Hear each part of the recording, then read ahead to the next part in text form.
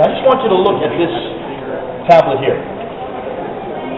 Now, this is the tablet of the flood account that is almost parallel to what we're going to see next, which is the Gilgamesh epic of the flood account. The reason I'm going to show you this tablet is because most people believe that that's the original account from which the book of Genesis got its story from, proving that the Bible had to be written after the 6th century because the Gilgamesh epic is from the 6th century. Here's the exact same story, but look at the dates. This has just been newly found. 1635 BC. That puts it 1,000 years earlier. Can you see the problem? Hold on to that. It's called the Atrahasis tablet, and the story is about Atrahasis, who very much like the Gilgamesh epic, goes in a boat, is able to not only escape the flood, but he has animals with him. So it's very similar to the flood account that we have in the Bible. Very much more simplistic, but nonetheless, I just want you to look at the date, 1635. That'll be significant when we look at what we're going to look at the next week. We're on page 11. We're down to number 18. We're looking at the flood and the creation accounts, and this is what's caused a lot of the problems for many of the biblical scholars when they were discovered by the British. They mentioned the very same stories that we find in the book of Genesis, and since the Masoretic text is so much more recent, the belief that has been and still is today that these are the origins for these accounts.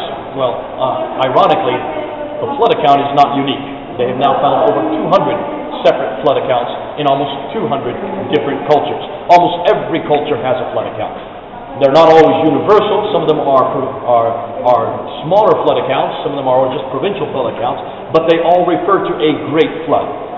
And there are many variations on the themes, which is what you would expect when you have oral tradition, which would be the case for most of it. And I would say much of the same thing is happening here as well. When you look at these, you'll see they're very simplistic. They don't take you anywhere. They don't lead you anywhere. The story of creation, the epic of creation, basically just says there was a man and woman. They were in a garden. They were told not to eat of a certain fruit. They ate of that fruit. They were thrown out of the garden. That doesn't take you much. There's not much there. When you look at the biblical account, you can see there's a lot more sophistication there. A lot more material that is there. You can see that there was a perfect environment. Man was able to name the animals. There was a perfect relation between man and the animals. There was no thorns, no thistles, no childbirth pain. There was a perfect relation between man and his environment. Women and man and woman were naked. There was a perfect relation between man and woman. And most importantly, it says in Genesis 3, verse 8 and 9, that God was walking and talking in the cool of the day. He was calling out to Adam and Eve. There was a perfect relation between man and God. But then something happened. Something happened which destroyed every one of those relationships. And we know what it is. He just disobeyed God once. One sin, that's all it took. And that relationship with the animal kingdom was destroyed. That relationship between man and woman was destroyed. They had to clothe themselves. They realized their nakedness was wrong. That relationship with their environment was destroyed. Now with thorns, there were thistles, there were childbirth pains. Now man had to work the ground to get his food. But most importantly, that relationship between man and God was destroyed. Man was thrown out of God's presence. Why? Because it says very clearly in Habakkuk 1:13, God cannot look upon sin. Now, you might say, why is that important? When you look and compare the two stories, you will see there's a lot more sophistication in the biblical account. And this no longer is considered to be the origin. Now that they found the Atrahasis tablet, that's just another tablet. They may find many more tablets that go even earlier than that, proving that this story has been around for much longer than just the 6th century BC. Because they've now put it back for another 1,000 years, even before the time of Moses. This story is existing. But what's more important is what historians are now looking at, and that is the sophistication that you see in the biblical account. Muslims do this to me all the time. You'll be Abdul for now, okay?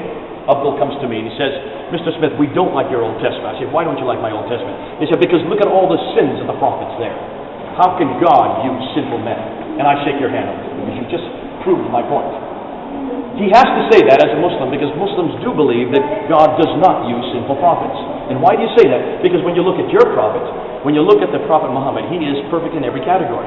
He is perfect. He's a perfect lover. He's a perfect husband. He's a perfect ruler. He's a perfect warrior. In every category, he's superlative. And how do I know that? I look at his story. And where does that story come from? It comes from Ibn Hisham. It comes from Al-Waqidi. It comes from Al-Bukhari, Sahih Muslim. It comes from Al-Tabari. All these references who are all basically compilers of your traditions. So your story is well documented, but when was it written down? 9th and 10th century. Ibn Hisham is 833, Al-Waqidi is 835, Sahih Bukhari 870, and Al-Tabari 923. So 9th and 10th century for that which is happening in the 7th century. So we're talking about 200 to 300 years later. Right, Abdul? Right. And where did they get their material from? Many Were they there? There's 200 years ago. Hold on a minute. You're saying from the companions, but hold on, they weren't living at that time. 200 years later, they're writing it down. So where did they get the material from? From the stories that the companions have passed down. Passed down by what? Oral tradition. Everything that a Muslim is dependent on is based on oral tradition. 200 years. Everything that a Muslim is dependent on is based on oral tradition. 200 years of oral tradition. Abdul, what happens with oral tradition? Well, it's perfect. No, wait a minute. If I tell you something in your ear, you tell it in his ear, he tells her. By the time it gets to her, what I told you and what she's told me are two different things, right? We play that in birthday parties. We call it Chinese whispers or telephone, right? For that to happen in a period of 15 minutes, what do you think happens over 200 years over a person that you consider to be important, like Muhammad? It gets exaggerated, it gets embellished, and that's the problem with oral tradition, right? So by the time it's written down, everything is perfect about your prophet, and that's why you say every prophet must be perfect, because you're starting from your own premise. But historians don't start from that premise. Historians, in fact, distrust your tradition because of that very premise, because he's perfect. And what historians are saying is that in order to be authentic, there should be no embellishment. And when they look at all the archaic pieces of literature, every piece of literature is embellished except the Bible. Did you know that? The Bible is unique. It's the only piece of literature that keeps the sins in. And by keeping the sins in, it shows how authentic it is. So the very thing that you're claiming against the Bible actually proves its authenticity. The fact that the Jews did not change the story, the fact that they did not take the sins out, they left the sins of Noah, they left the sins of David, every one of these sins shows its authenticity. So I want to shake your hand again. If you just corroborate what the historians are looking for, proving that the Bible is unique as in comparison to all the other archaic pieces of literature. Even Herodotus doesn't get it as accurate as the Bible does.